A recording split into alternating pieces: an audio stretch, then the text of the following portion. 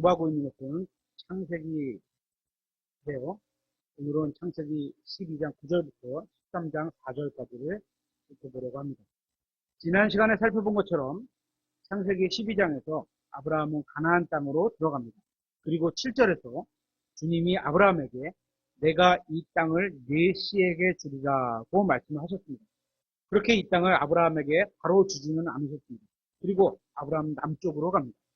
그리고 그 땅에 기근이 있어서 이집트로 내려가서 거하게 됩니다. 이 땅을 아브라함에게 바로 주지 않으신 이유가 있습니다. 땅을 주어도 외부 침략으로부터 지킬 수 있는 힘이 아브라함에게는 아직 없었기 때문입니다. 또 믿음도 없었죠, 그만큼. 그래서 큰 민족을 이룰 수 있도록 이집트로 내려가도록 하신 겁니다. 우리도 마찬가지죠. 부모가 만약에 큰 재산을 물려줘도 자녀가 그 재산을 지킬 능력이 없다면, 예를 들어서 그죠? 뭐 은솔이한테 지금 한 5억을 이렇게 증여를 해줘요. 근데 은솔이가 그걸 갖고서 사용하는데 바르게 사용하지 못하고 또 더군다나 막 탕진해버리고 남이 막 뺏어가고 이럴 수도 있잖아요. 속아서. 그런 것 때문에 줄 수가 없는 거죠. 재산은 자녀에게 그러니까 무조건 뭐 상속을 준다, 증여를 준다 이게 복이 되지는 않는다는 거예요. 그렇죠? 충분히 자녀가 어느 정도 크고 관리할 정도가 되도록 잘 가르쳐야 됩니다. 8절에서 거기서 그가 주께 제단을 쌓고 주의 이름을 불렀으며 그리고 9절은 엔드 그리고로 시작을 합니다. 9절에 아브라함이 이동하여 계속 남쪽을 향해 갔더라. 그래서 이제 가나안 땅에 갔다가 보여주시고 남쪽으로 이동을 하게 되죠. 아브라함은 우상 숭배를 하는 갈대아 우르에서 살았습니다. 그러니까 아버지나 할아버지가 우상 숭배자였다고 보는 경우가 많죠. 하나님께서는 아브라함에게 나타나셔서 우상을 버리고 고향을 떠나라고 말씀하셨습니다. 아브라함은 믿음으로 주님 말씀에 순종했습니다. 그는 믿음으로 고향을 떠났고 믿음으로 우상 숭배하는 신족을 떠났고 믿음으로 약속의 땅에 여행을 했습니다. 아브라함의 이러한 믿음은 우리 그리스도인들에게 좋은 본이 됩니다. 주님께서는 우리에게도 아브라함처럼 믿음으로 말씀에 순종하기를 원하시는 겁니다. 창세기 12장 10절에 그 땅에 기근이 있었으므로 아브라함이 이집트로 내려가 거기서 체류하려 하였으니 이는 그 땅에 기근이 심하였기 때문이더라. 성경을 보면 10절도 end로 시작을 하죠. end, 영어 성경을 보면 이 단어를 번역하면서 흥정역은 대부분 end를 뺐습니다. 좀 아쉽기도 한데 또 약간의 이해가 가는 면도 있죠. 그리고 표준역은 이거를 그런데 이렇게 번역을 했습니다. 한글 문법에서는 연속되는 어떤 내용이 나올 때 마치 그리고가 없는 것처럼 생략해서 사용되기도 합니다. 한글에서는 그렇게 써요. 그래서 흥정역은 계속되는 그리고를 대부분 생략을 했어. 한 10개에서 한 9개를 생략하고 필요할 때만 그리고 이렇게 썼어요. 그게 뭐 좋다 나쁘다 이렇게 평가하기는 어렵습니다. 어쨌거나 하나님은 어떤 의미에서 그리고로 말씀하셨는데 또 표준역 번역자는 무슨 의미로든 반전되는 느낌을 주려는 것 같습니다. 그런데 이렇게 놓으면 앞에 말하고 의미가 반전되는 그런 느낌을 주는 거죠. 그래서 그리고를 그런대로 번역한 경우가 굉장히 많아요. 이제. 생각보다 없어진 것만큼 많아요. 이제. 그리고 그런데라는 단어로 하나님의 의도하여 선택하신 그리고라는 end라는 단어의 의미를 넘어서게 하는 거죠. 좋은 방법은 아니죠. 그다지 좋은 번역은 아니라고 생각합니다. 그런 게 흥정역도 또 있고 end를 그런데 그리고로 번역하거나 빼먹은 것도 있고 그런대로 번역하는 경우도 있고 또 표준역도 end를 그리고로도 번역하고 그런대로도 번역하고 막 이렇게 들쭉날쭉해요. 그러니까 어쨌거나 좋은 번역은 아닌 것 같아요. 둘 다 있습니다. 이제 10절부터 보겠습니다. 10절부터는 아브라함이 이집트로 여행한 이야기가 나옵니다. 그는 기근으로 인해 이집트로 내려가 머물게 됩니다. 어떤 설교자는 기근으로 인해 약속의 땅을 떠나간 것에 대해 믿음이 없는 것이라고도 가르치기도 합니다. 아니 저도 그렇게 들었어요.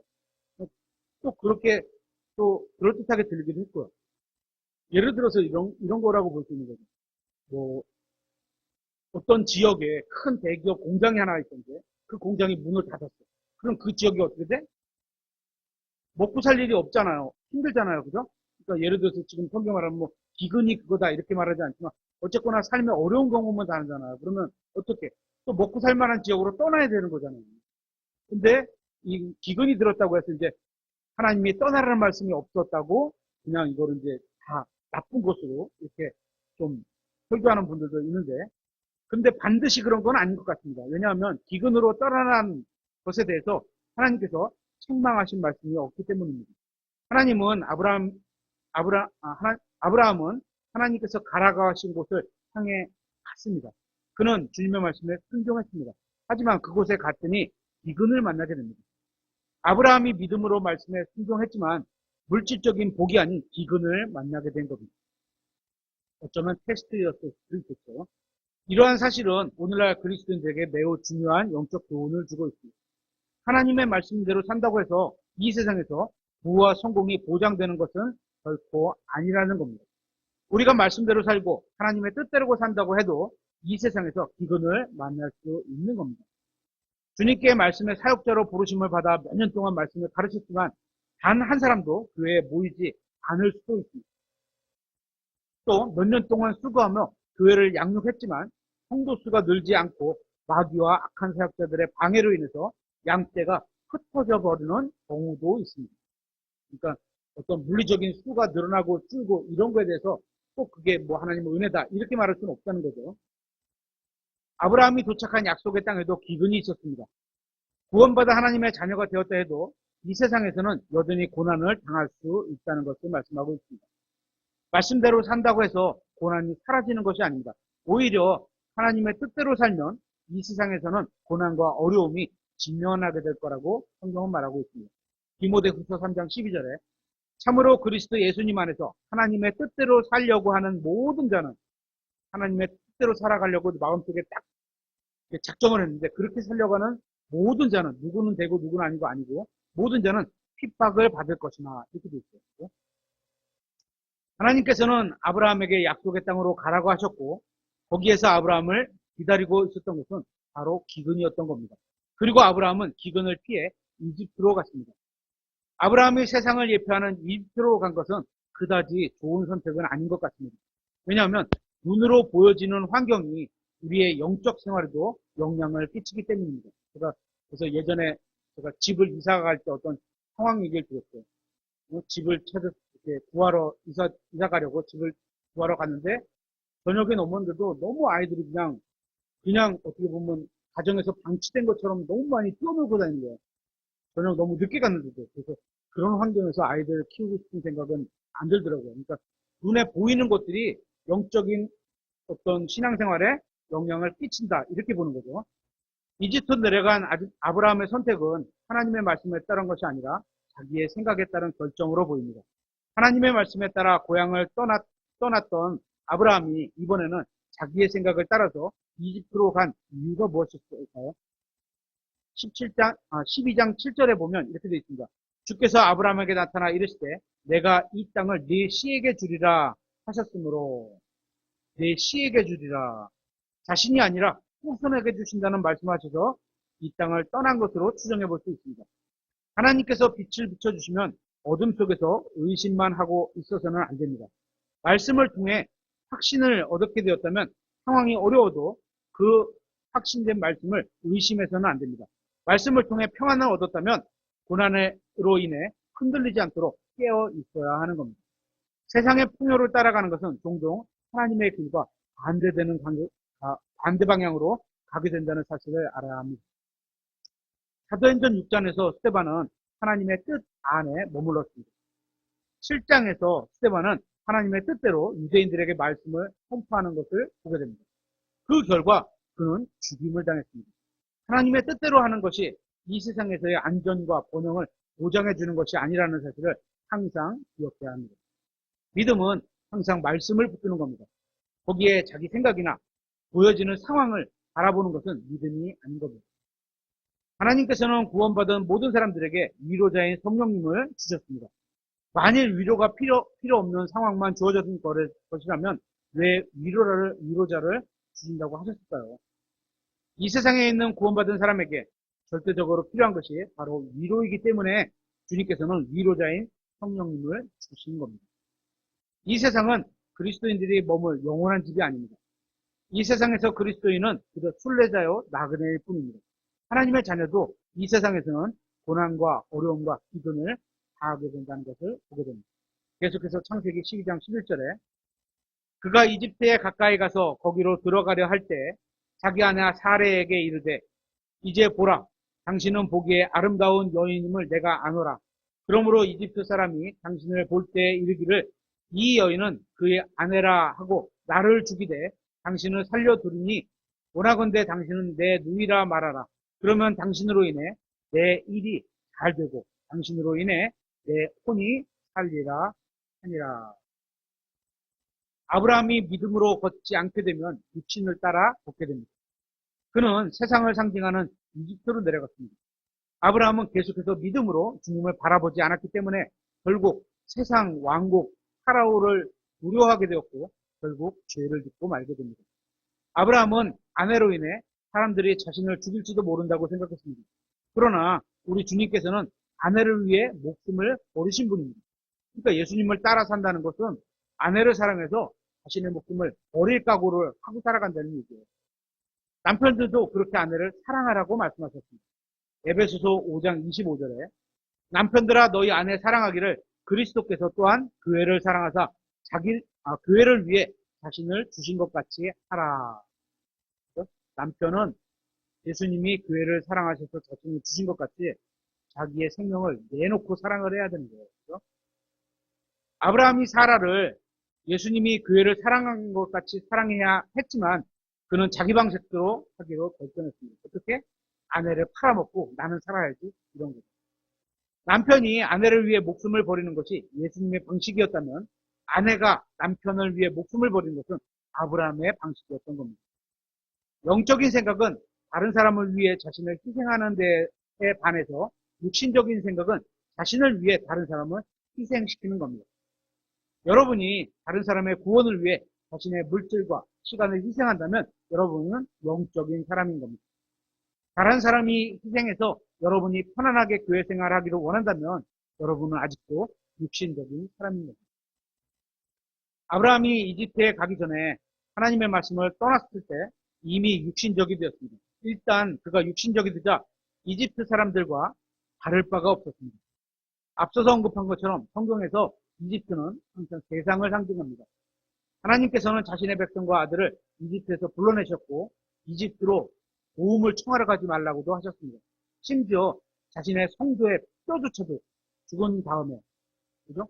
뼈조차도 이집트에 남기는 것을 원하지 않으셨습니다. 이집트는 하나님을 거부하는 세상을 상징하기 때문입니다.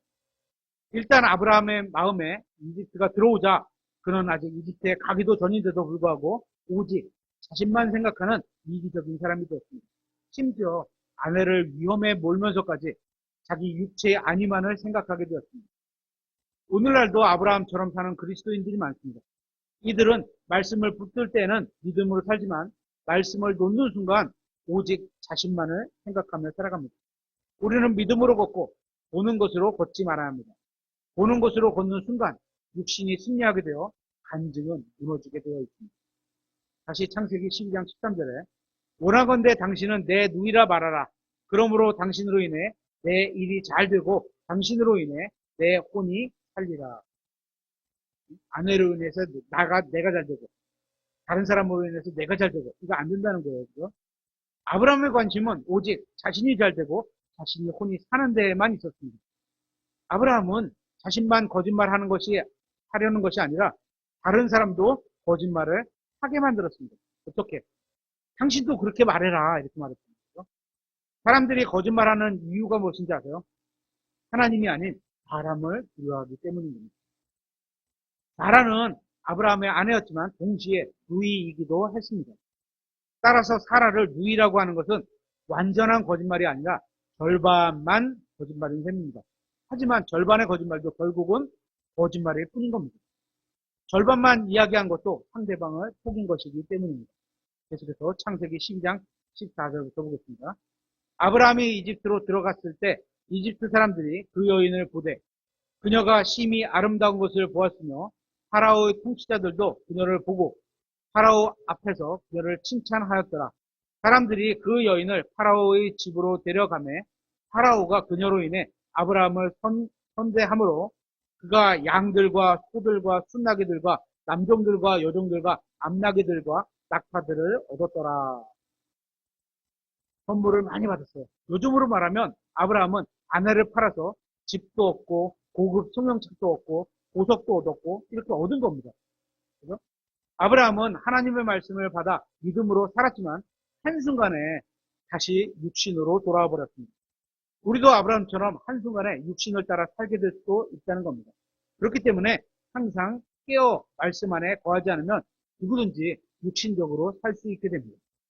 우리가 구원받았기 전에 따라 살던 육신이 여전히 우리 안에도 있기 때문에 우리가 성령을 따라 살지 않으면 언제든지 육신적이 될 수 있는 겁니다. 12장에서 아브라함은 하나님의 부르심을 받고 고향과 친족과 아버지 집을 떠나 믿음의 여정을 시작했습니다. 하지만 안타깝게도 12장이 채 끝나기도 전인데도 그는 믿음을 버렸고 육신적이 되고 말았습니다. 오직 말씀을 붙들고 믿음 안에 거하는 것만이 육신을 따라 죄를 짓는 길을 막을 수 있는 유일한 방법인 겁니다. 말씀대로 사는 것만이 그리스도인답게 사는 유일한 길인 겁니다. 말씀을 떠나서 살면 구원받지 못한 이 세상 사람들처럼 살게 되고 때로는 세상 사람들보다 더 사악하게 살기도 합니다. 그래서 우리는 신실하신 하나님을 믿어야 하는 겁니다. 디모데후서 2장 13절에 우리가 믿지 아니하여도 그분은 항상 신실하시니 그분은 자신을 부인할 수 없느니라. 자신을 부인한다는 건 자신이 말한 걸 내가 안 지킬게 이러지 않는 분이라는 거죠. 또 빌립보서 1장 6절에 너희 안에서 선한 일을 시작하신 분께서 예수 그리스도의 날까지 그 일을 이루시리라는 것 바로 이것을 나는 확신하노라. 하나님은 말씀하셨으면 하나님이 신실하게 약속을 지키신다는 거죠. 우리는 때로 믿음을 떠나 육신적이 되는 경우가 있지만 감사하게도 하나님은 항상 신실하신 분입니다. 아브라함은 하나님을 배반했지만 하나님은 여전히 아브라함을 배반하지 않으셨던 것을 보게 됩니다. 계속해서 창세기 12장 17절에 주께서 아브라함의 아내 사레로 인해 파라오와 그의 집에 큰 재앙들로 재앙을 내리심에 파라오가 아브라함을 불러 이르되 네가 내게 행한 이 일이 무엇이냐? 네가 어찌하여 그녀가 네 아내라고 내게 고하지 아니하였느냐? 네가 어찌하여 그녀는 내 누이라고 하고 말하여 내가 그녀를 내게 데려와 아내로 삼을 뻔하였느냐? 그러므로 이제 네 아내를 보고 네 아내를 보고 그녀를 데리고서 네 길로 가라 하며 파라오가 그에 관하여 자기 사람들에게 명령을 내리니 그들이 그와 그의 아내와 그가 소유한 모든 것을 내보내었더라. 하나님께서는 아브라함을 대신해서 사라를 지켜주셨습니다. 아브라함은 이집트인처럼 행동했고 어쩌면 이집트인보다 더 형편없게 행동했기에 파라오는 그가 하나님의 친구인 줄 몰랐을 겁니다. 결국 파라오는 하나님의 말씀에 순종했고 사라를 무사히 보내주었습니다. 하나님의 은혜로 파라오와 그 집은 큰 재앙을 피할 수 있게 됩니다. 하나님의 은혜가 아니었다면 아마도 사라는 파라오의 아내가 되어서 파라오의 아기를 잉태하게 되었을 겁니다. 하나님의 은혜가 아니었다면 이스라엘의 모든 사내는 파라오에게 죽임을 당했을 겁니다. 하나님의 은혜가 아니었다면 이스라엘은 오래전에 벌써 찾아버렸을 겁니다. 하나님의 은혜가 아니었다면 우리는 구원받지 못했을 것이고 빛이 아닌 어두움 가운데 계속 머물러 살고 있을 것입니다. 파라오는 아브라함을 책망하게 됩니다. 믿지 않는 세상 사람이 하나님을 믿는 사람의 행실을 보고 책망한 겁니다. 그리스도인들에게 있어서 세상 사람들에게 책망받는 것보다 더 민망한 일이 없을 겁니다.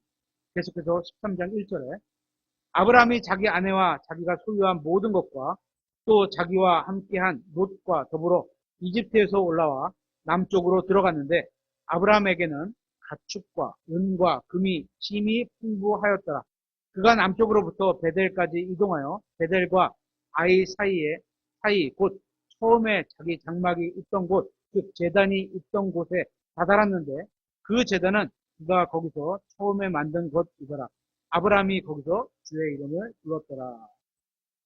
이집트에서 망신을 당한 아브라함은 회개하고 주님께 나왔습니다. 제단을 쌓고 주님의 이름을 불렀습니다.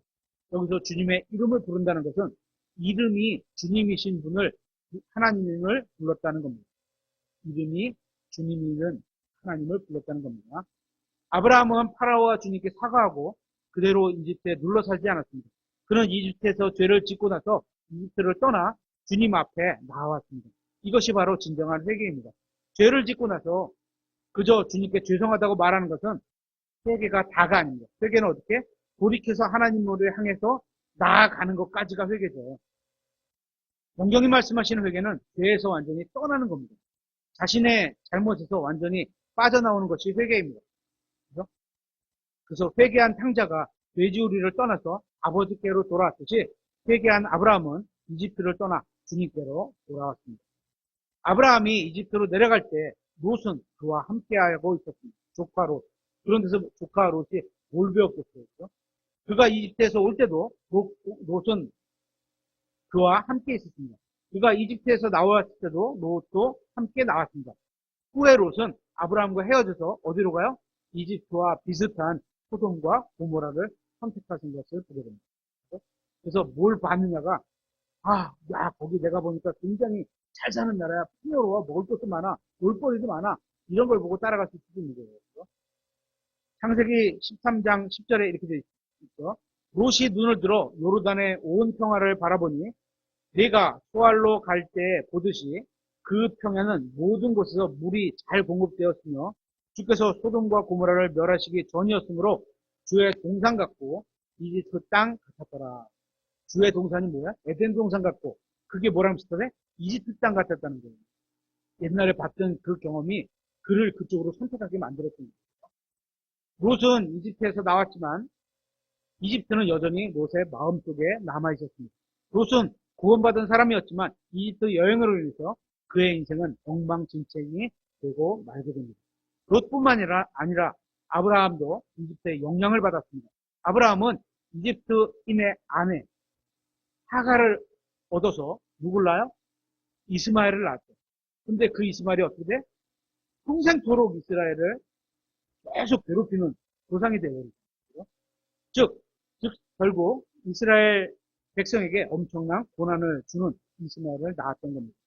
창세기 16장 13절에 이렇게 되어 있죠. 아브라함이 아내 사레가 자기 하녀인 이집트 사람 하가를 데려다가 이집트 사람 하녀 하가를 데려다가 자기 남편 아브라함에게 주어 그의 아내가 되게 한 것은 아브라함이 가나안 땅에 10년을 거한 뒤의 일이었더라. 왜 거기다 하갈 이름이 나올 때 이집트 사람 이렇게 나오고 또 그 같은 절에 이집트 가나안 땅에 거한 뒤 이렇게 나오잖아요. 나온 지 10년이 됐더라 이렇게 나오잖아요. 이집트인이었던 하갈은 아브라함의 가정과 미래와 후손을 망쳐버리게 됩니다. 우리는 가지 말아야 할 곳에 가서 하지 말아야 할 일을 한 아브라함의 죄의 대가가 이렇게 컸다는 사실을 교훈적으로 배워야 합니다. 우리는 아브라함을 통해 육신을 심으면 항상 육신을 거두게 된다는 사실을 잊지 말아야 합니다. 오늘 공부 여기서 마치도록 하겠습니다.